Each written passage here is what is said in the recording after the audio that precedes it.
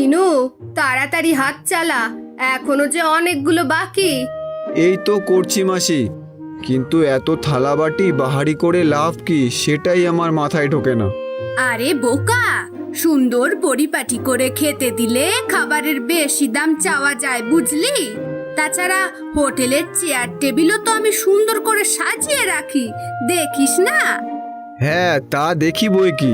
শুধু কি তাই, তুমি তো সাধারণ ডাল, লাউ, পটলের তরকারিরও কত ধরনের সুন্দর সুন্দর নাম রেখেছো।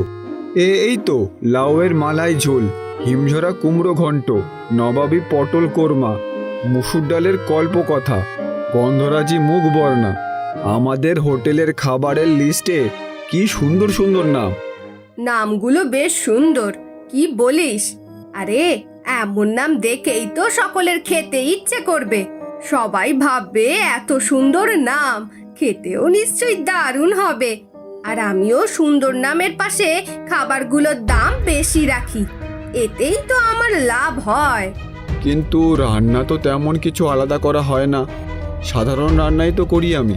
সাধারণ রান্না হলেও ওগুলোতেই একটু আধটু লেবুর পাতা বা কুমড়োর বীজ বাটা কিংবা গন্ধ হবার মশলা ছড়িয়ে দিতে বলি যে তোকে, ওতেই তো খাবারের স্বাদ পাল্টে যায়। তার সাথে রং চঙে থালা বাটি, চেয়ার টেবিল থাকে, ব্যাস আর চাই কি? সত্যি মাসি, তোমার খাসা বুদ্ধি।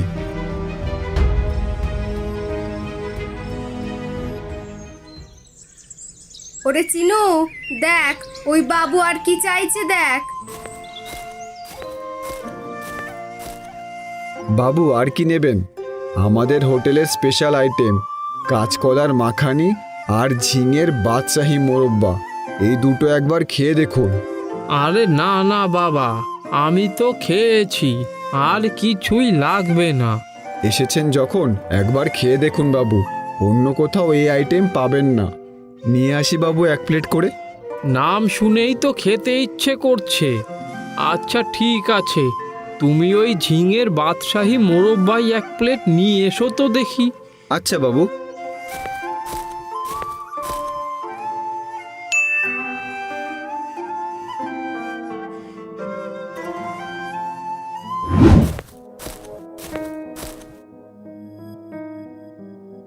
এত কম টাকা দিচ্ছেন কেন? আপনি আগে যে খাবার খেয়েছিলেন তাতেই তো 500 টাকা হয়েছে। তারপর আপনি যে ঝিঙে আর কাঁচকলার দুটো প্লেট অর্ডার দিলেন, সেই দুটোর দামই তো 600 টাকা। কই, আমি তো কাঁচকলার কিছু অর্ডার দিইনি, আমি তো শুধু ঝিঙে। এত বয়স হয়েছে আপনার আর মিথ্যে বলছেন? আপনি কি কি অর্ডার দিচ্ছেন সবই তো আমি এখান থেকে দেখছি। মিথ্যে বলে কম টাকা দিয়ে চলে যাবেন ভেবেছেন? আপনি ভুল করছেন, আমি তো শুধু ঝিঙের প্লেটই অর্ডার করেছিলাম আর সেটাই খেয়েছি। তাছাড়া আমার কাছে তো আর টাকাও নেই। হায় ভগবান, আমার ব্যবসা যে লাটে উঠে যাবে। খেয়ে দে টাকা দিতে চায় না এরা। শুনুন, টাকা যদি দিতে না পারেন তাহলে আপনার ওই ছাতাখানা দিয়ে যান, ওটা দিয়েই আমি পুষিয়ে নেব। ও, হোটেলের নামে আপনি জোর চুরির ব্যবসা ফেলেছেন? ঠিক আছে, এই নিন, রাখুন আপনি এই ছাতা।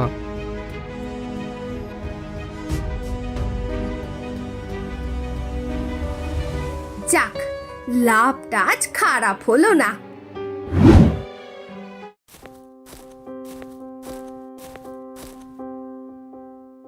চিনু, ঠাকুমাকে বসতে দে, দেখ উনি কি খেতে চান। আসুন ঠাকুমা, বসুন। বাহ, বেশ সুন্দর হোটেল তোমাদের। ঠাকুমা কি খাবেন বলুন? লাউ মহারানী, বাদশাহী কচুয়া, সুগন্ধি টাটা ভাপে, না ফুলকপির আমেত্তি, সব পাবেন। বলো কি, এমন নাম তো জীবনে শুনিনি। এমন খাবার খাইও নি কোনোদিন। খেয়ে দেখুন ঠাকুমা, খুব ভালো লাগবে। তা নিয়ে এসো ভাত আর একটা ভালো কিছু তরকারি। আচ্ছা ঠাকুমা।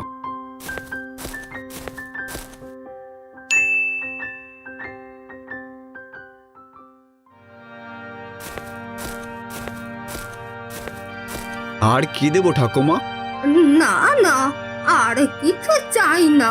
তোমাদের বাহারের নাম, কিন্তু খাবার তো ভালো নয়। আর কিছু আমি নেব না। বুড়ির হাতে বেশ সুন্দর একটা ব্যাগ রয়েছে দেখছি, ওটা হাতাতে হবে। এই যে নাও খাবারের দাম। এ আপনি কি দিচ্ছেন ঠাকুমা? পরে যে তরকারি নিলেন সেটার দাম তো দিলেন না।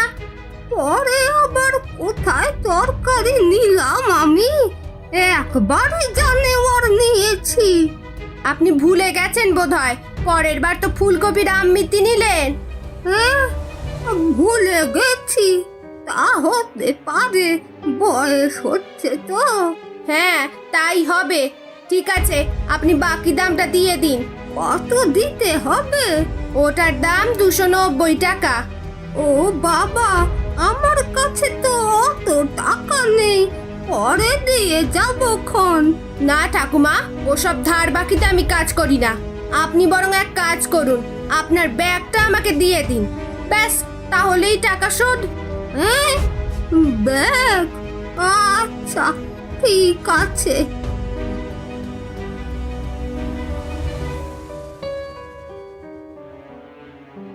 এসব কি করছো মাসি?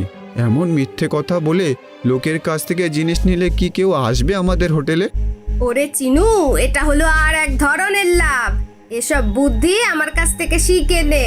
আর শোন, তুই যে ভয় পাচ্ছিস আমার হোটেলে কেউ আসবে না, সেটা কোনোদিন হবে না। কারণ এখান দিয়ে রোজ 4টে গ্রামের লোক যাতায়াত করে, নদী পেরিয়ে শহরে যায়, কাছাকাছি কোনো হোটেলও নেই। তাই খিদের সময় এখানে আসতেই হবে, বুঝলি? শোন, তোকে যেমন বলবো তুই শুধু তেমন করবি, তাহলে এই সব জিনিসের ভাগ তুইও পাবি। আচ্ছা মাসি।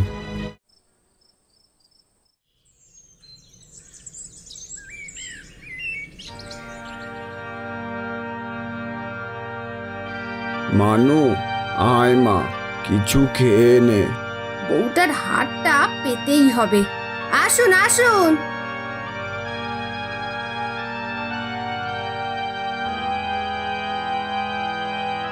নিন বৌদি, মোচার কোরমা আর একটু সুগন্ধি মুসুরি, আর একটু নিন। না ভাই, আমাদের কাছে অত টাকা নেই। এটা আগের খাবারের সাথে ফ্রি, আপনি নিন। আচ্ছা তাহলে দাও। আমাকেও দাও। হ্যাঁ বাবু, এই যে। আপনারা দুজনে পরে এত খাবার নিলেন, তার দাম তো দিলেন না দাদু। ওই ছেলেটা যে বলল পরের খাবারটা ফ্রি। ও মা, শোনো কথা, খাবার আবার ফ্রি হয় নাকি? ও ছেলে মানুষ, কি বলতে কি বলেছে। আপনার তো বোঝা উচিত, ফ্রিতে এত খাবার দেওয়া যায় না। দিন দিন, দামটা দিন। কিন্তু এখন যে আমাদের কাছে আর টাকা পয়সা নেই। তা বললে তো হবে না, দাম দিতেই হবে। আপনি এক কাজ করুন, ওই মেয়ের গলার হারটা আমাকে দিয়ে যান। না না, সে কি, সামান্য কটা টাকার জন্য মেয়ের হারটা দেব? এছাড়া তো কিছু নেই আপনাদের কাছে। এখন ওটা দিয়ে যান, পরে টাকা দিয়ে নিয়ে যাবেন। এই তো দেখুন, অনেকেই জিনিস জমা রেখে যায়। আচ্ছা মানু, হারটা খুলে দে মা। এ হার আর ফেরত পাবে না।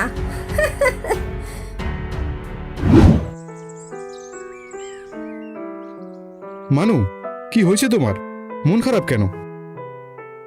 দেখো না, আজ বাবার সাথে হোটেলে খেতে গিয়েছিলাম, কিছু টাকা কম পড়েছিল বলে হোটেলওয়ালি আমার হারটা জমা রেখেছে। তার কাছে আরো অনেক লোকের অনেক জিনিস জমা আছে। সেই হোটেল কোথায়? ওই যে নদীর পাড়ে সুন্দরী হোটেল। চিন্তা করো না, হার পেয়ে যাবে। হোটেলওয়ালির এত বড় সাহস, নিমু ডাকাতের বউয়ের হার জমা রাখে। এই শোন সবাই, মাত্র কয়েক টাকার জন্য তোদের বৌদির গলার হার জমা রেখেছে এক হোটেলওয়ালি। সর্দার, কার এত বড় সাহস? চলুন, এক্ষুনি চলুন, ওর ধর থেকে মাথা এক্ষুনি আলাদা করে দেব। হ্যাঁ সর্দার, চলুন, ওকে মজা দেখাবো। শোন, তবে একটু পর যাব, লোকজনও থাকবে না। হোটেলওয়ালি নিশ্চয়ই হোটেলে কাজ করবে, তখনই গিয়ে ওর হোটেলের 12টা বাজিয়ে দেব।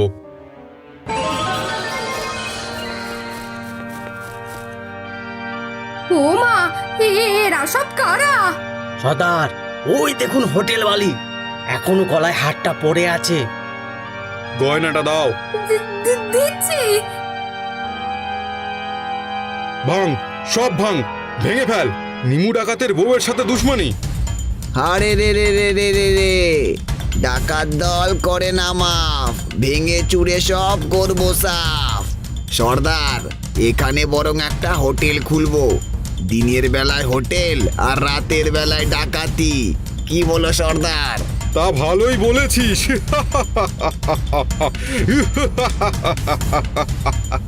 হায় হায়, হে তোমরা কি করলে?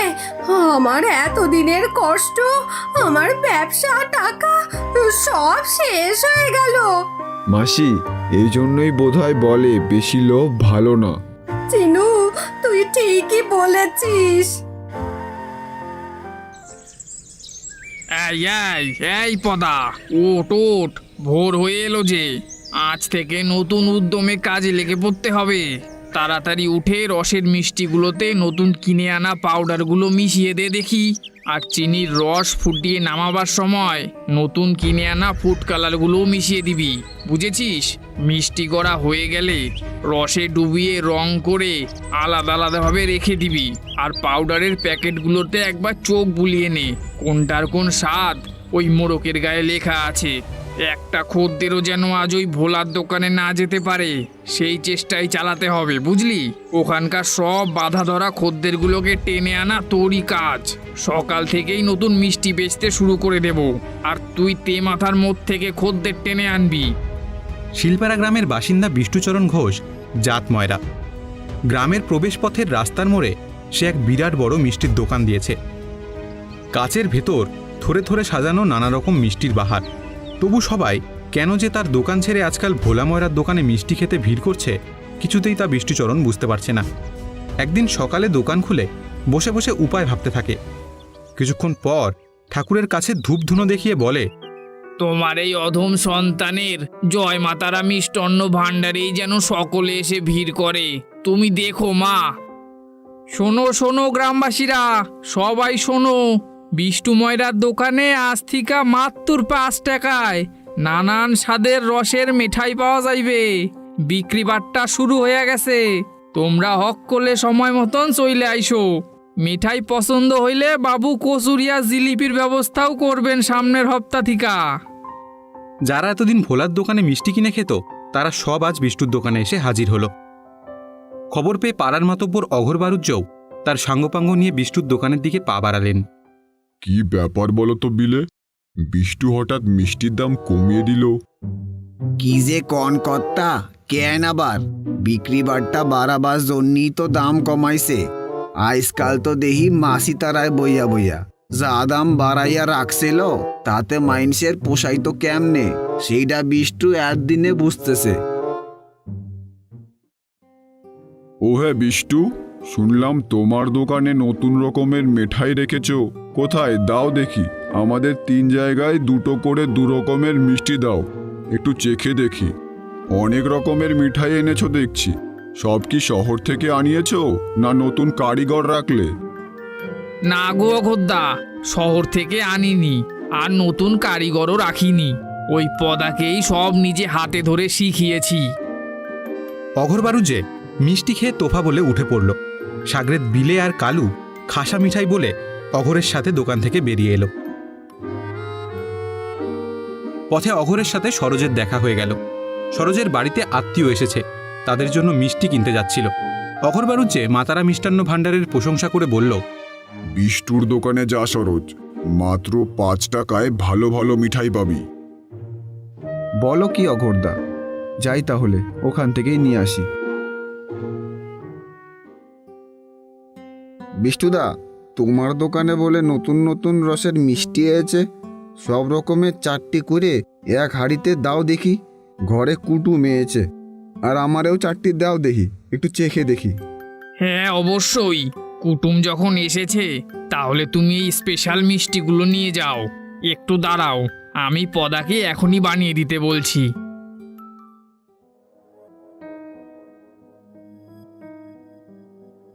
এই পদা, সরোজের বাড়িতে কুটুম এসেছে, ওকে ভালো দেখে টাটকা রঙিন মিষ্টি বানিয়ে দে। আইসা, এই তো দিতাসি বাবু, সরোজারে একটু খাড়াইতে কন। সরোজের হাতে মিষ্টির হাড়ি ধরিয়ে দিয়ে এক বড় দাও মারল স্পেশাল মিষ্টি বানিয়ে দেওয়ার বাহানায়। সরোজের টাকার অভাব ছিল না, সে সঙ্গে সঙ্গে টাকা বের করে দিয়ে দিল।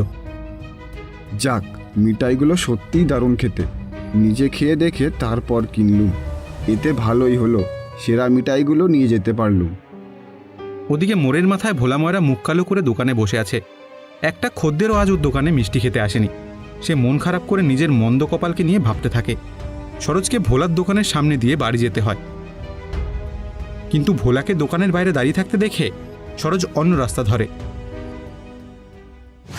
বাড়ি ফিরে কুটুমদের দামি দামি মিষ্টি খাইয়ে বেশ প্রশংসা পায় তাদের কাছে। সরোজের শ্বশুরমশাই হরিমোহন বাবু খুশি হয়ে বললেন, জব্বল মিষ্টি খাওয়ালে হে বাপ জীবন। তা কোন দোকানের মিষ্টি বলো দেখি, ফেরার পথে নিয়ে যাব। চিন্তা করেন না বাবা, আমি আপনার আর এক হাড়ি কিনে দেবো ওখানে যাবার সময়।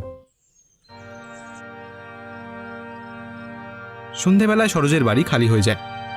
শ্বশুরমশাইকে মিষ্টি কিনে দিয়ে রিকশায় উঠিয়ে চলে আসে। কিন্তু বাড়িতে আসার পর থেকেই সরোজের মিষ্টি খাবার লোভ বেড়েই যায়। বিষ্টুর দোকান অনেক রাত অবধি খোলা থাকে। সরোজ ফের রং বেরঙের রসগোল্লা কিনতে ছোটে। আর অন্যদিকে অঘরবারুজ্যের মনটাও হাঁকপাক করতে থাকে। সন্ধে হতেই তিনিও বেরিয়ে পড়লেন। কি যে জাদু করলো বিষ্টুর দোকানের মিষ্টি! যাচ্ছি যখন 2-4টে কেন, হাড়ি ভর্তি কিনে নিয়ে আসবো বাড়ির সকলের জন্য। অঘরবারুজ্য এইসব কথাই ভাবতে ভাবতে বিষ্টুর দোকানে পৌঁছে দেখল সরোজও দোকানে রয়েছে। দুজনেই স্পেশাল মিষ্টির অর্ডার দিয়ে গালগপ্প করতে বসলেন। ওদিকে খদ্দের আসছে না দেখে মনের দুঃখে ভোলা দোকান বন্ধ করে চলে যাচ্ছিল। গাছের আড়াল থেকে বিষ্টুর দোকানে ওদের দুজনকে বসে থাকতে দেখে ভোলার মনটা আরও খারাপ হয়ে গেল। ইতিমধ্যে আরও কয়েকজনের ভিড় জমল সেখানে। সবার মুখে বিষ্টু ময়রার মিষ্টির প্রশংসা শুনে ভোলা আর দাঁড়াল না, তাড়াতাড়ি পা চালিয়ে বাড়ির পথে এগিয়ে গেল। শরীরটা তার মোটেও ভালো লাগছে না। সারাদিন কিছু বেচাকেনা হয়নি, খালি হাতে ফিরতে হচ্ছে ভেবে চোখে জল এসে গেল। বাড়িতে অসুস্থ বৃদ্ধা মা, তার রোজ ওষুধের দরকার, কিন্তু আজ হাতে ওষুধ কেনার একটাও টাকা নেই। ভগবান, কেন আমার প্রতি এমন বিরূপ হলেন?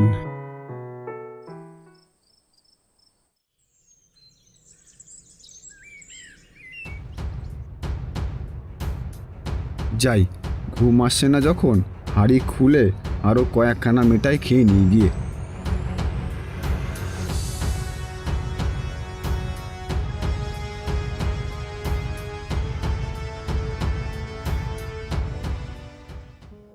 সরোজের স্ত্রী সুবলা দুদিন ধরে লক্ষ্য করছে সরোজ কেমন একটা ঘরের ভেতর চলে গেছে। সংসারের দিকে তার মন নেই। কাজ থেকে ফিরে সবসময় একটা আচ্ছন্ন ঢুলুঢুলু ভাব করে ঘরে বসে ঝিমোয়। ঘরে ঢুকে দেরাজ খুলে রোজকার মতো সংসারের খরচার টাকা পয়সা রাখতে গিয়ে সুবলা দেখল বেশ কিছু টাকা পয়সা উধাও হয়ে গেছে। এ কি, 3 দিন আগেই তো উনি আমার হাতে 1000-5 টাকা দিয়ে আলাদা করে সরিয়ে রাখতে বললেন, ওখান থেকে খরচা করতে মানা করলেন। আর এখন দেখছি ওখানে মাত্র 1500 টাকা পড়ে আছে। হে, এমন কিভাবে সম্ভব? ওনার হাব ভাব মোটেও সুবিধার ঠেকছে না। এতগুলো টাকা থোয়ার পাখনা মেরে উড়ে যেতে পারে নাকো। ওনার ওপর আরো কড়া নজর রাখতে হবে।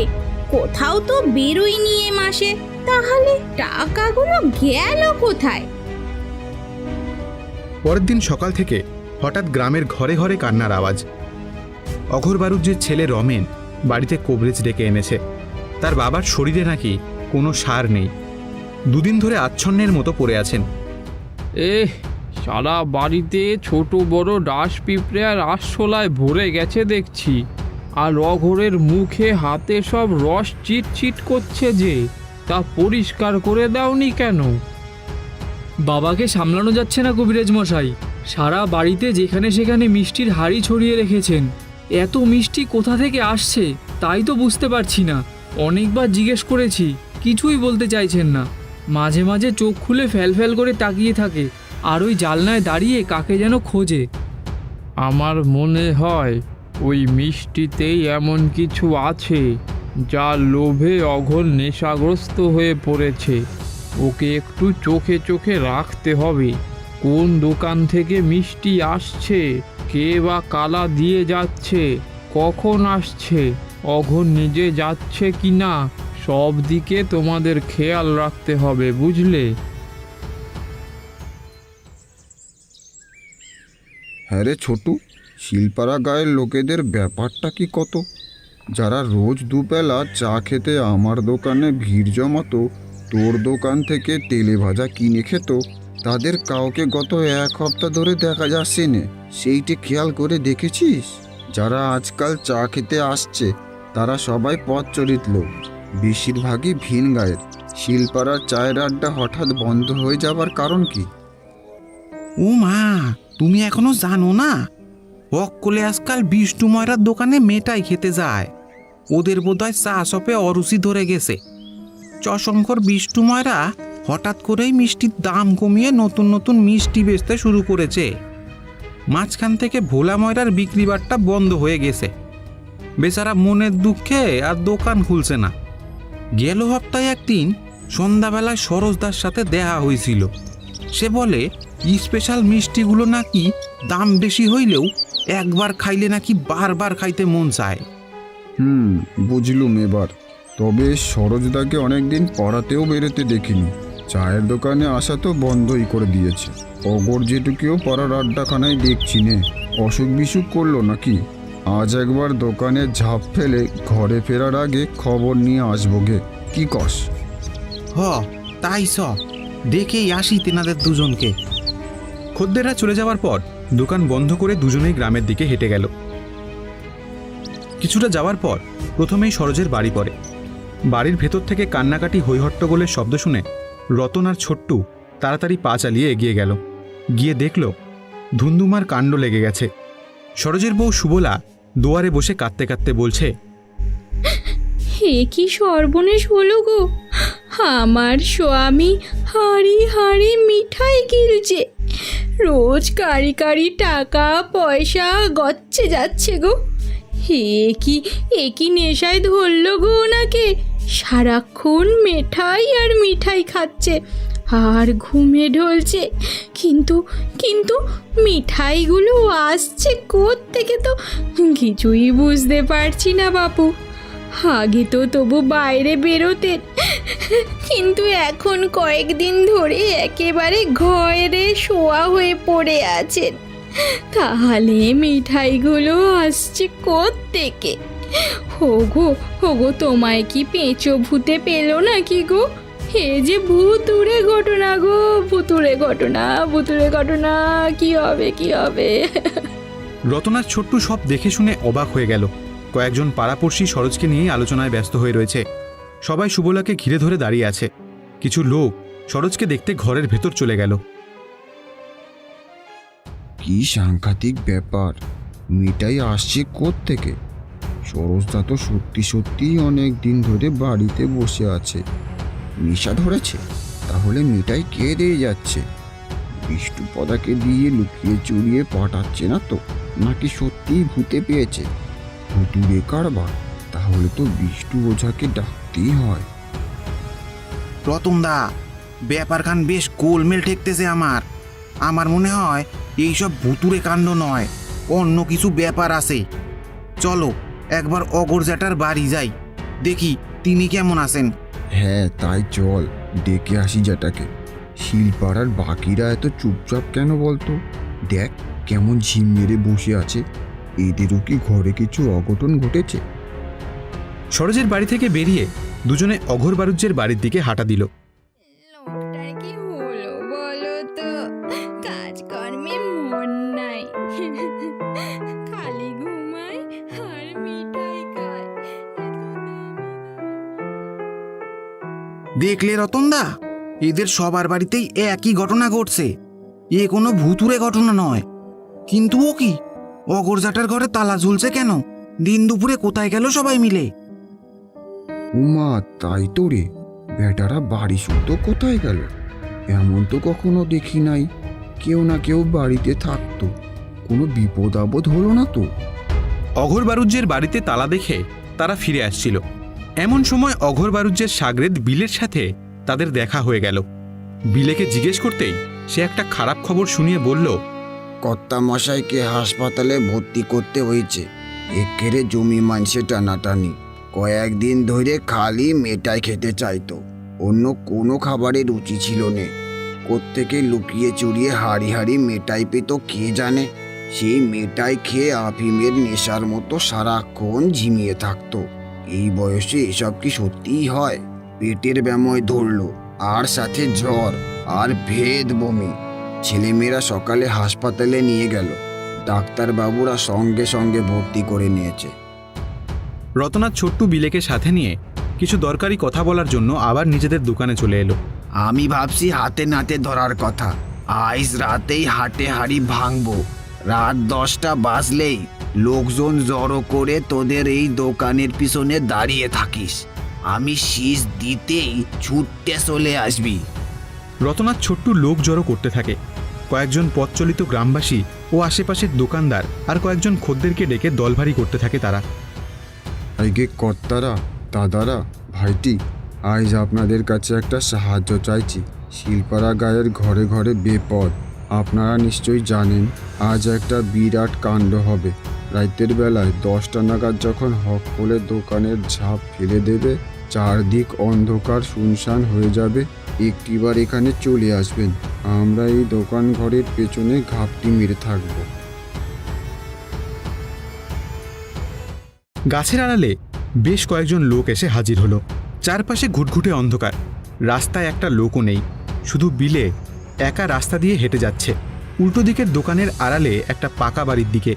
কিছুক্ষণ পর শীষ দেবার আওয়াজ হলো। সবাই একসাথে বাড়িটার দিকে এগিয়ে গেল। বাড়ির ভেতর থেকে চিনির রস জ্বালে মিষ্টি তৈরির গন্ধ সবার নাকে এসে লাগছে।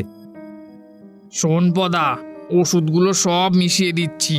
আরও কড়া ডোজের ওষুধ এনেছি এবার, বুঝলি? এতে খদ্দেরের লোভ আরও বেড়ে যাবে, আর আমি সবচেয়ে ধনী মিষ্টি বিক্রেতায় পরিণত হব রে। আর তোর মায়নাও আমি বাড়িয়ে দেব, হা হা হা। মিষ্টিগুলো রেডি হলে রোজকের মতন আমার খদ্দেরের বাড়িতে গিয়ে চুপি চুপি হাঁড়িগুলো রেখে আয়।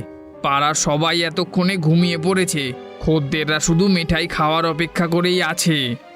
ওই দেখো মেটাই তৈরি হচ্ছে, গুঁড়ো গুঁড়ো পাউডার ডালছে দেখো চিনি রসের মধ্যে। ওগুলো সব মাদক, নেশার জিনিস। এইবার বুঝলে তো ঘরে থেকে সবাই মেটাই পাচ্ছে কি করে। পদা রোজ গিয়ে বাড়ি বাড়ি দিয়ে আসে। ওরে বাবা, এ তো ড্রাগ মেশাচ্ছে দেখছি। দেখো গো তোমরা, বিচু ময়রার পদা রং বেরঙের রসগোল্লার মতো দেখতে রসের মিঠাইগুলোর ভেতরে কিভাবে ইঞ্জেকশন দিয়ে ড্রাগ মেশাচ্ছে। হায় হায় হায়, ওকে তো পুলিশে দেওয়া উচিত। তোরা দাঁড়িয়ে না থেকে আমার নাম করে থানায় খবর দে। আমি এখানেই থাকি। হাড়বজ্জার দুটো পালাবার চেষ্টা করলে আড়ং ধোলাই দিয়ে একেবারে স্বর্গে পাঠিয়ে দেব। ভগবানের মার তো আছেই, আর তার সাথে জনতার মার কাকে বলে এবার বুঝবে বাছাধনরা। ঘরের বাইরে লোকজনের আওয়াজ পেয়ে বিষ্টু আর পদা ভেগে যাবার চেষ্টা করলো, কিন্তু ততক্ষণে লোকজনেরা লাঠিসোঁটা নিয়ে সারা বাড়ি ঘিরে ফেলেছে। পালাতে যেতেই ওদের ধরে ফেললো সবাই। কয়েক ঘা লাঠির বাড়ি খেতেই ওদের অবস্থা খারাপ হয়ে গেল। আর মেরো না, আর মেরো না আমায়, আমি এবার মরেই যাব। আর এমন খারাপ কাজ আমি কখনো করব না। লোভে পড়ে এমন কাজ করে ফেলেছি। এই আমি নাক মলছি, এই কান মলছি, আমাকে ছেড়ে দাও। যাও যাও, আর মাপ চাইতে হবে না। তোমায় আমরা চিনে গেছি। তোমার এত লোভ, এতগুলো মানুষের ক্ষতি করে এখন ন্যাকামো করছো। যাও মামার বাড়িতে গিয়ে জামাই আদর খেয়ে এসো গে। গায়ে রুলের বাড়ি পড়লে সব 2 নম্বরই ব্যবসা বেরিয়ে যাবে। মিষ্টিতে ড্রাগ মিশিয়ে খদ্দের টেনে মাঝখান থেকে বেচারা গরিব ভোলা ময়রার ব্যবসাটা লাটে তুলে দেওয়া লজ্জা করে না তোমার? স্যার, ওই শয়তান আরও স্বর্গেরটাকে ধরে নিয়ে যান এবার। আসুন বিট্টুবাবু, হাজতবাস করুন গিয়ে। আপনার বেঁচে থাকার আর পথ নেই। যাবজ্জীবনের ব্যবস্থা করে দেব। সারা জীবন জেলের ভাতই খাবেন। আপনার মতন খুনি শয়তানকে গ্রামবাসীরা পিটিয়ে মেরে ফেললেই আমরা বেশি খুশি হতাম। পুলিশ জিপে বিষ্টু আর পদাকে তুলে নিয়ে চলে যায়। সবাই খুব আনন্দ করে যে যার বাড়ি ফিরে গেল। পরের দিন সকালে সবাই ভোলা ময়রার বাড়িতে গিয়ে হাজির হয়। চল ভোলা, আজ তোর দোকানটা খোল। এবার থেকে তোর ব্যবসা আবার আগের মতো রমরমিয়ে চলবে। গ্রামবাসীরা লোভে পড়ে ভুল করে ফেলেছিল, ওই ভুলের মাসুল ওদের দিতে হয়েছে। এখন ওদের সবার চিকিৎসা চলছে। একটু সুস্থ হলেই সবাই আবার তোর তৈরি মিঠাই খেতে ভিড় করবে, দেখবি। সকলে ধীরে ধীরে সুস্থ হয়ে উঠল। অঘরবারুজ্জে, সরোজ সকলেই হাসপাতাল থেকে বাড়ি চলে এসেছে। শিলপাড়া গ্রামে আবার আগের মতো শান্তি ফিরে এলো। ভোলা ময়রার দোকানে আবার সবাই ভিড় জমাতে শুরু করলো। ভোলার দুঃখ ঘুচে গেল।